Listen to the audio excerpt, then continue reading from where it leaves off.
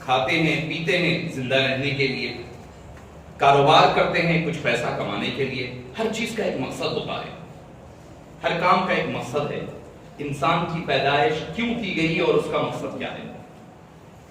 اللہ عز و جل سورہ ملک میں فرماتا ہے تبارک الذی بیدہ الملک وہو علی کل شیء قدیر الذی خلق الموت والحیاۃ لیبلوکم ایکم احسن عملا.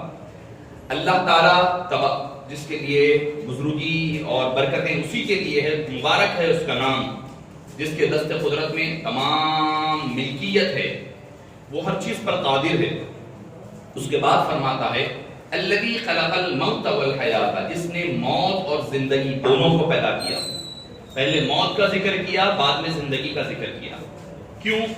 انسان کو پتا چلے کہ یہ جو زندگی ہے جس کو ہم سب کچھ سمجھ رہے ہیں یہ کچھ بھی نہیں ہے، ایک لمحے کے لیے آئی ہے، کچھ وقفہ ہے. کسی کے لیے وہ وقفہ 50 سال کا ہوگا، کسی کے لیے 60 سال کا ہوگا، 70 سال ہوگا، 80 سال ہوگا، اس سے بڑھ کر نہیں ہوگا. جیسے کہ ہم تو پہلے کے ہزاروں سال گزار کر آئے ہیں، پہلے کے ہزاروں سال گزار کر آئے ہیں، آگے اور ہزاروں سال گزارنی ہے. آپ بولیں گے اس سے مراد کیا ہے؟ قرآن کریم خود کہتا ہے کیا کہ ہماری آپ کی سب کی پیدائش سے پہلے اللہ تعالیٰ نے تمام کی ارواحوں کو پیدا فرمایا. اس کو عالم میثاق کہا جاتا ہے. اس میں ساری ارواحوں کو جمع کیا، ہم سب کو جمع فرمایا. ہمیں یاد نہیں ہے ہم آئے کس کام سے آئے تھے، کیا کام کرنا تھا، وہ سارے قول و قرار بھول گئے.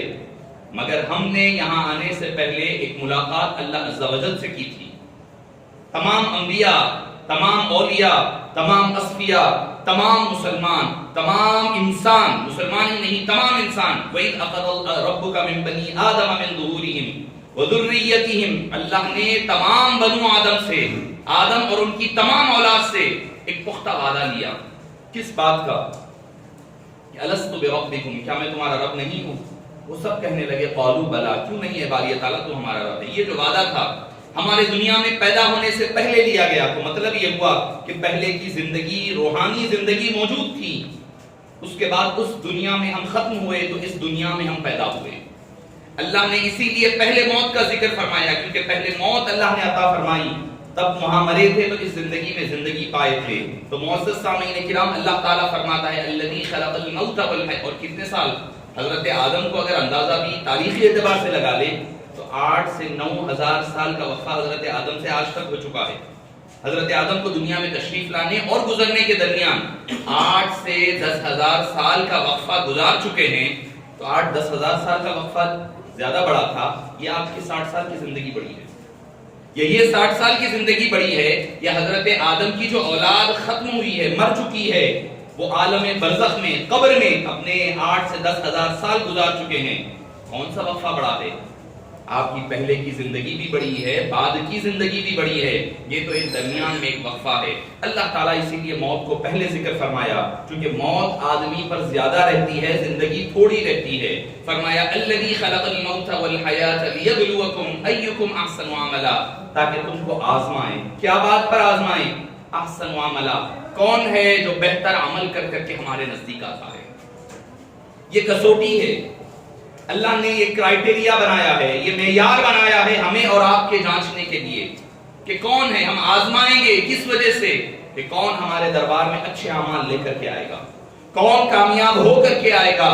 فمن زحزح عن النار وادخل الجنة فقد فاز، کون ہے جو اپنے آپ کو جنت کا حقدار بنا لے، اور کون ہے جو جنت دوزخ سے اپنے آپ کو بری کر لے. دراصل کامیاب وہی شخص ہے. اور حضرت سیدنا ابراہیم علیہ السلام کی ساری زندگی اسی کے اطراف پھرتی ہے. آج ہم یہ دن منا رہے ہیں، کیوں منا رہے ہیں؟ حضرت ابراہیم کی یاد میں اور ان کی سنت میں یہ دن منا رہے ہیں. کس بات کی یاد؟ تو پتا چلا کہ حضرت ابراہیم نے اللہ کی محبت میں انہیں یہ حقیقت زندگی کا پتا تھا. کیا کہ زندگی دی ہوئی اسی کی ہے، اولاد دی ہوئی اسی کی ہے، مال دیا ہوا اسی کا ہے، سب کچھ جاہ و جلال، شان و شوکت، پیسہ، عزت، شہرت سب دیا ہوا اللہ کا ہے. وہ جس وقت چاہے واپس لے لے. مثال اس کی کیسی ہے؟ بلا تشبیہ. اگر آپ میرے پاس 100 روپے رکھائے ہیں، رکھا کر کے کہے کہ مصعب میں آپ کے پاس 1 مہینے کے بعد دوں گا، آپ 1 مہینے کے بعد بھی لے سکتے ہیں، آپ کا مال ہے.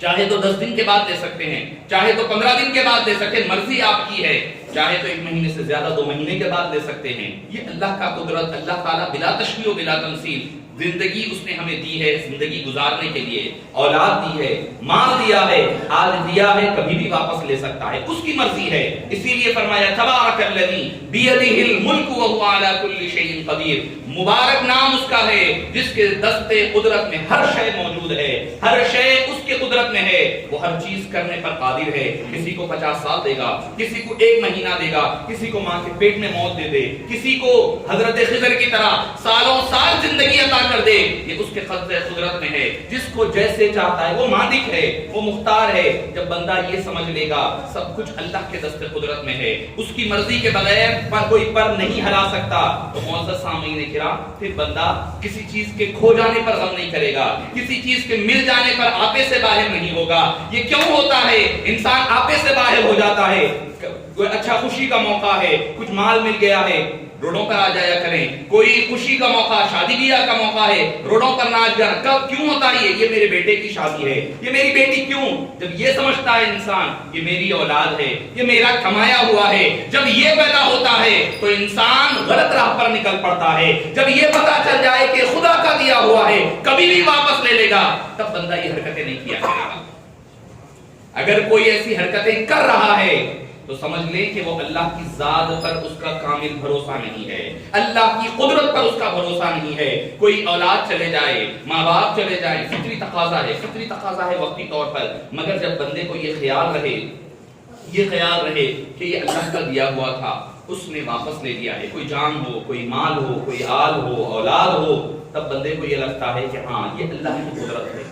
ہر ایک کو جانا ہے، کل نفس ذائقۃ الموت، ہر انسان کو موت کا مزہ چکھنا ہے۔ کوئی بھی، حبیب پاک صلی اللہ علیہ وسلم کے بارے میں اللہ نے فرمایا، علیحدہ کیا مگر علیحدہ کر کے بھی ذکر فرمایا، انک میت و انہم میتون، اے حبیب پاک آپ بھی دنیا سے پردہ فرمانے والے ہیں اور وہ سب سارے کے سارے دنیا سے گزرنے والے ہیں۔ حبیب پاک کو تنہا الگ کیا، باقی کے سب کو ایک کیٹیگری میں رکھا، تو پتا چلتا ہے حبیب نبی ہو کر نبیوں کی طرح نہیں ہے تو عام امتیوں کی طرح کیسے ہو جاتے ہیں۔ ان کی موت کو بھی علیحدہ، ان کی وفات کو بھی علیحدہ ذکر کیا، دوسروں کے مرنے کو علیحدہ ذکر کیا گیا۔ تو معزز سامعین کرام، میں عرض کر رہا تھا حضرت ابراہیم کی یاد ہوتی ہے، کس بات کی یاد ہوتی ہے؟ اللہ نے خواب کے ذریعے سے حکم دیا، کیونکہ انبیاء کا خواب بھی وہی ہوتا ہے۔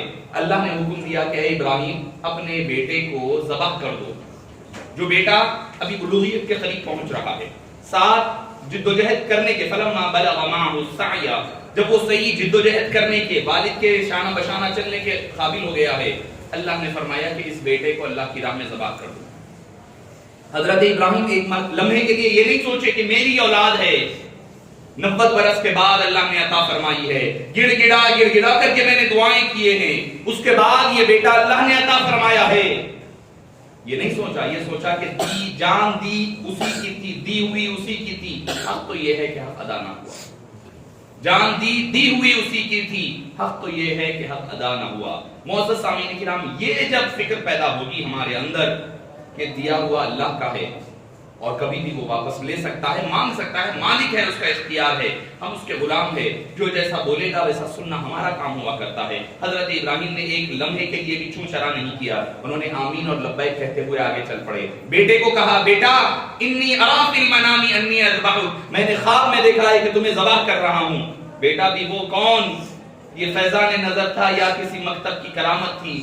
سکھائے کس نے اسماعیل کو آداب فرزندی؟ کہنے لگے افعل ما تؤمر، اے میرے ابا جان آپ وہ کریے جس کا آپ کو حکم تھا، حکم دیا گیا۔ تو پتا چلا کہ خدا کی قدرت پر حضرت ابراہیم کا یقین بھی دیکھیں، ادھر حضرت اسماعیل علیہ السلام کا بھی یقین دیکھیں کہ وہ اللہ کے حکم پر ایک اینچ پیچھے ہٹنے تیار نہیں ہے، بیٹا ہے کہ ایک اینچ آگے بڑھنے کے لیے تیار نہیں ہے۔ ہر دو اپنے ثابت قدمی کے ذریعے سے نچھاور جان کرنے کے لیے تیار ہے، جان جاتی جائے کیونکہ جان تو اسی کی ہے۔ یہ تصور جب پیدا ہوگا کہ ہماری جان اپنی جان نہیں ہے، ان کا دین رب چاہی دین تھا، ہمارا دین من چاہی دین بن چکا ہے۔ شریعت بھی ہمیں وہ اچھی لگتی ہے، شریعت کے اعمال بھی جو ہمیں اپنے پسند آتے ہیں۔ مجھے پسند ہے کوئی چیز تو میں سمجھتا ہوں وہی شریعت ہے۔ معزز سامعین کرام، عید الاضحیٰ کا دن آ کر کے وہ قربانیوں کو، ایثار اور قربانی کو یاد دلاتا ہے۔ معزز سامعین کرام، ہم اپنی خواہشات کو ایثار کرنے کے لیے تیار نہیں ہے تو جان کیا نچھاور کریں گے؟ معزز سامعین کرام، یہی جذبہ جب پیدا ہوگا تو بھائی چارہ کی اور اخوت پیدا ہوتی ہے۔ حضرت ابراہیم کوئی مرحلہ اٹھا لیں، حضرت ابراہیم علیہ السلام کو اس سے پہلے کہا گیا کہ اپنی بیوی حضرت ہاجرہ اور حضرت اسماعیل کو لے جا کر کے مکے میں چھوڑ دیں۔ مکے میں چھوڑ رہے ہیں، چھوڑ کر واپس جا رہے ہیں۔ بیوی پوچھ رہی ہے کہ این تذهب یا ابراہیم، اے ابراہیم کدھر جا رہے ہو؟ ایک لفظ نہیں کہا، چلے جا رہے ہیں۔ پھر انہوں نے جھجوڑ کر پوچھا کہ بھئی یہاں کوئی رہنے والا نہیں ہے، کوئی انسان نہیں بستا، کوئی چرند پرند کوئی نہیں ہے، پانی کا ایک خطرہ نہیں ہے مکے کے شہر میں۔ انہوں نے کچھ نہیں کہا، آگے جا رہے ہیں۔ تیسری مرتبہ پوچھا، انہوں نے پوچھا کیا ھذا امر من امر اللہ، کیا یہ اللہ کے حکموں میں سے کوئی ایک حکم ہے؟ انہوں نے کہا کہ ہاں یہ اللہ کا حکم ہے۔ تب انہوں نے کہا کہ تب اللہ کا حکم ہے تو اللہ ہمیں ضائع جانے نہیں دے گا۔ شوہر کا عقیدہ ایمان اور اللہ کی ذات پر توکل دیکھے، یہ نہیں دیکھ رہے کہ میری بیٹی بیوی کا اکیلی تنہا عورت کا کیا ہوگا اس ریگستان میں، میرا بیٹا جو بڑی منتوں مرادوں کے بعد پیدا ہوا ہے اسے یہاں چھوڑ کر جا رہا ہوں، بھوک لگی تو کون کھانا کھلائے گا، پیاس لگی تو کون پانی پلائے گا، کس سے پیار کروں گا، یہ نہیں، یہ دیکھا اللہ کا حکم ہے، کیونکہ اللہ کی دی ہوئی اولاد اور بیوی ہے، اگر اللہ مانگتا ہے لے لیتا ہے تو یہ اس کی مرضی ہے۔ اسی لیے ان کے بارے میں فرمایا وَإِذِ ابْتَلَىٰ إِبْرَاهِيمَ رَبُّهُ بِكَلِمَاتٍ فَأَتَمَّهُنَّ، ہم نے ابراہیم کو کئی چیزوں کے ذریعے سے آزمایا اور انہوں نے ہر چیز کو پورا کر کے پورا کیا۔ تب جا کر قال انی جاعلک للناس اماما، ہم نے جا کر کے ان کو اس کے بعد امام بنایا۔ تو معزز سامعین کرام، پتہ کیا چلتا ہے کہ انہی پتھروں سے چل کر اگر آ سکو تو آؤ، میرے گھر کے راستے میں کوئی کہکشاں نہیں ہے۔ یہ پتھروں پر چلنے کا راستہ ہے، یہ سنگ ریزوں پر چلنے کا راستہ ہے، یہ مشکلات پر چلنے کا راستہ ہے۔ ہم نے سمجھ گئے کہ بس مسلمان پیدا ہو گئے، مسلمان کے گھر میں پیدا ہو گئے تو کافی ہے مغفرت کے لیے، ہرگز نہیں ہے۔ انہی پتھروں پہ چل کر اگر آ سکو تو آؤ، میرے گھر کے راستے میں کوئی کہکشاں نہیں ہے، یہ کہکشاں کا راستہ نہیں ہے، یہ مشکلات اٹھانے کا راستہ ہے۔ جان دینی پڑے گی تو دینا پڑے گا، اولاد کو نچھاور کرنا پڑے گا تو کرنا پڑے گا، دین کی قربانی کے لیے، دین کی عزت اور عصمت اور حفاظت کے لیے۔ معزز سامعین کرام، ہمارے سے چھوٹی قربانیاں نہیں ہوتا، ہم اپنے نفس کو قربان کرنے تیار نہیں ہیں۔ ہمیں جو چیز اچھی لگتی ہے ہم اس کو دین بنائے ہوئے ہیں اور کہہ رہے ہیں نہیں ٹھیک ہے چلے گا، خوشی کا موقع ہے، شادی بیاہ ہو رہی ہے، ہم لوگ کس قدر ناچ گانا کرتے ہیں، کس قدر روڈوں پر تماشے کر رہے ہیں، لڑکیوں کو نچوایا جا رہا ہے، گانے اسٹیجوں پر بازو بٹھایا جا رہا ہے۔ میں نے تو طے کیا ہے کہ جو شادی میں ہوگا میں اس شادی سے واپس آ جاؤں گا، 2-3 ہو چکے ہیں میرے ساتھ اتفاقات شادی میں۔ آپ یہ نہ سوچے سامنے والا کیا سوچے گا، میں آپ کو اس موقع پر آپ کو وعدہ اور عہد کرواتا ہوں کہ آپ یہ نہ سوچے کہ آپ کا دوست کیا سوچے گا۔ اگر آپ واپس چلے جائیں گے تو یہ سوچے آپ واپس آ جائیں گے تو مصطفیٰ جان رحمت کس قدر خوش ہوں گے، یہ مصطفیٰ کی خوشی کا باعث بنے گا۔ رشتہ داری کس لیے ہے، کس نے بنایا آپ کو، بھائی بھائی کس نے بنایا، خدا اور خدا کے رسول نے بنایا ہے۔ ایک دوست کس نے بنایا، انما المؤمنون اخوہ، قرآن نے بنایا۔ جب قرآن اور حدیث کی واضح خلاف ورزی ہو رہی ہے تو کون سی رشتہ داریاں ساتھ رہے گی آپ کے، کون سی رشتہ داریاں نبھانے والے ہیں آپ؟ لڑکیوں کو نچوایا جا رہا ہے اور امید کر رہے ہیں کہ اللہ تعالیٰ آسمان سے رحمتیں نازل کرے، خدا کی عزت کی قسم ہرگز نازل نہیں ہوگی۔ آپ یہ سمجھ رہے ہوں گے کہ میرا کیا ہے، میں تو خالی جا رہا ہوں، کھا رہا ہوں، آ رہا ہوں، مجھے کوئی فرق نہیں پڑتا۔ نہیں، یہ آپ کی غلط فہمی ہے، کم دینی کا ایک نتیجہ ہے۔ حدیث مسلم شریف کی حدیث پاک ہے، اللہ تعالیٰ فرمائے گا اس بستی کو تباہ کر دو۔ ایک بستی کے بارے میں اللہ حکم دے گا کہ اس بستی کو تباہ و تاراج کر دو، تو حضرت جبریل عرض کریں گے کہ باری تعالیٰ اس میں ایک شخص ایسا بھی ہے جو نیکوکار ہے، عبادت گزار ہے، ہر دن بھر عبادت میں رہتا ہے، رات بھر عبادت میں رہتا ہے۔ اللہ تعالیٰ نے کیا فرمایا پتا ہے؟ فرمایا پہلے جا کر کے اس شخص کو ہلاک کرو، پہلے جا کر کے اس شخص کو ہلاک کرو۔ پوچھا ہے باری تعالیٰ وہ تو نیکوکار ہے، فرمایا اس کی نیکی کس کام کی کہ لوگ برائی کرتے رہے اور وہ نیک کام کر کے تصویریں کر کے بیٹھا رہے۔ نیکی یہ نہیں ہے، آپ کی آئیڈینٹی کیا ہے، کنتم خیر امت، آپ سب سے بہترین امت ہے۔ کس لیے؟ ہمارے اندر کون سے سرخاب کے پر لگے ہوئے ہیں؟ اللہ نے فرمایا تأمرون بالمعروف وتنہون عن المنکر، برائی اچھائی کی دعوت دیتے ہو، برائی سے روکتے ہو، اس وجہ سے آپ بہترین امت ہیں، ورنہ ہمارے اندر کوئی سرخاب کے پر نہیں ہے۔ اگر یہ جب تک ہم کام کرتے رہیں گے، جب تک ہم بہتر امت ہے، اللہ کی رحمت اترتی رہے گی۔ اور کئی عذاب ایسے ہیں برہنگی کے، ننگے پن کے، اور آپ کے ریاکاری وغیرہ، یہ ایسے عذاب ہے، احادیث طیبہ میں آیا ہے، اس کی وجہ سے انڈیویجول آدمی پر عذاب نہیں، ساری قوم پر عذاب آیا کرتا ہے، ساری قوم تباہ ہوتی ہے ایسے اعمال کی وجہ سے۔ تو معزز سامعین کرام، ہم اپنی بچیوں کی شادی کا موقع آتا ہے، ہم نکل جاتے، عید آ کر کیا بتاتی ہے؟ یہی تو پیغام دیتی ہے، کیا کہ اگر آپ خوشی کا بھی موقع ہے، اس کا آغاز بھی ہوگا تو اللہ کی نماز اور عبادت کے ذریعے سے کرو۔ یہ نہیں، ایسا نہ ہو کہ خوشی کا موقع ہے آدمی دوسری قوموں کی طرح نکل جائے، کوئی عرش ڈال رہا ہے، کوئی کلر، مگر معاف فرمانا ہمارے پاس بھی عرس کے نام پر ہو، آراس وغیرہ دوسرے کئی میلاد کے نام پر ہو، چونکہ ہمارے اہل سنت والجماعت کے لوگ کہیں گے تو لوگ وہ کریں گے، کوئی دوسرے کہے گے تو اعتراض ہوگا۔ میں اسی لیے کہہ رہا ہوں کہ عرش ڈالنا، رنگ ڈالنا، یہ اسلام کا طریقہ نہیں ہے، یہ اسلام کو بدنام کرنا ہے۔ باجے وغیرہ لے کر کے ناچ گانا جو ہوتا ہے، ڈی جے لگا کر جاتے ہیں، خدا کی عزت کی قسم اس سے کوئی بھی بزرگ ہو وہ خوش نہیں ہوں گے بلکہ ناراض ہوں گے اس سے۔ انہوں نے زندگی بھر یہی تو چیزوں کو روکا ہے، اب جا کر کے انہی کے نام پر عرش ڈالا جا رہا ہے، کلر رنگ ڈالا جا رہا ہے۔ تو میں عرض کر رہا تھا کہ ایسا نہ ہو کہ مسلمان کا قدم لرز جائے، بھڑک جائے، وہ راست سے ہٹ جائے، ایسا نہ ہو۔ اسی لیے اس کا طریقہ بھی بتایا، خوشی ہو تو ایسی منائی جائے، غم ہو تو ایسا۔ خوشی ہو تو اس کا آغاز 2 رکعت اضافی نمازوں کے ساتھ کیا جائے، تاکہ بندہ اپنی عاجزی کا انکسار کرے، انکساری کا اظہار اللہ عز و جل کے دربار مبارک میں کرے اور بتلائے، اے اللہ بڑائی تو صرف تیرے لیے ہے، اور کہتا ہوا آ رہا ہے اللہ اکبر اللہ اکبر، اے اللہ بڑائی تو تیرے لیے ہے، میرا کوئی کمال نہیں ہے۔ جانور لایا ہے 10,000 کا ہوگا، 15,000 کا، اس میں بھی نام نمود نہیں ہے۔ اللہ نے کہا جو تمہاری نظر کو اچھا لگے وہ جانور اللہ کو پسند ہے، اللہ نے وہ بھی آپ کے حوالے فرما دیا، فرمایا کہ اللہ اکبر پڑھتا ہوا آئے، تاکہ پتا چلے کہ یہ جو جانور ذبح کر رہا ہے یہ اس کا کمال نہیں ہے، اللہ کی بڑائی تو اللہ کی ہے، جس نے توفیق دی تبھی جا کر کے آپ یہ کر رہے ہیں۔ تو معزز سامعین کرام، عید الاضحیٰ کا موقع آتا ہے، آ کر ہمیں بھائی چارگی، اخوت کا پیغام دیتا ہے۔ جانور ذبح کر رہے ہیں، پہلے ہو یا بعد میں، دعا پہلے بھی پڑھ سکتے ہیں، بعد میں بھی پڑھ سکتے ہیں۔